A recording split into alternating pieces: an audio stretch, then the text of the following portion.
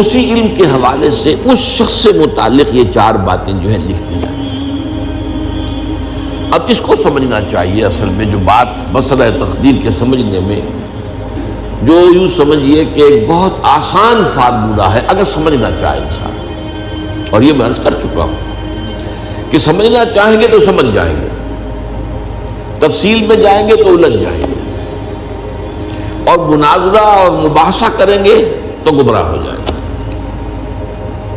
چنانچہ اسی پر میں حدیث آپ کو سنا چکا ہوں کہ ایک مرتبہ حضرت ابو ہریرہ فرماتے ہیں کہ حضور صلی اللہ علیہ وسلم برآمد ہوئے اپنے حجرے سے، اور ہم مسجد کے گوشے میں بیٹھے ہوئے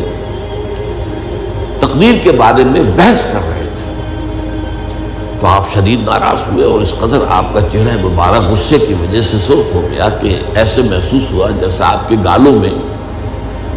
انار کا رس جو ہے وہ ڈال دیا گیا ہے، وہ اس کے اوپر بہا دیا گیا، وہ سرخ قندھاری انار، اس کا تصور کیجئے، وہ عام تو انار نہیں جس کے اندر وہ رنگ نہیں ہوتا۔ پھر آپ نے فرمایا غصے سے، کیا تمہیں اس بات کا حکم دیا گیا؟ کیا مجھے تمہاری طرف اسی کام کے لیے بھیجا گیا کہ اس مسئلے میں تم بحث کرو؟ عزمت علیکم، میں تاکید کر رہا ہوں اس مسئلے میں بحث سے گریز کرو، بحث مت کرو۔ تو یہ مسئلہ اگرچہ اس اعتبار سے بڑا مشکل ہے، اگرچہ سمجھنا چاہیں تو سمجھ سکتے ہیں، لیکن میں ایک اور حدیث بھی آپ کو سنا دوں کہ اس پر ایمان کس قدر لازم ہے۔ یہ ایک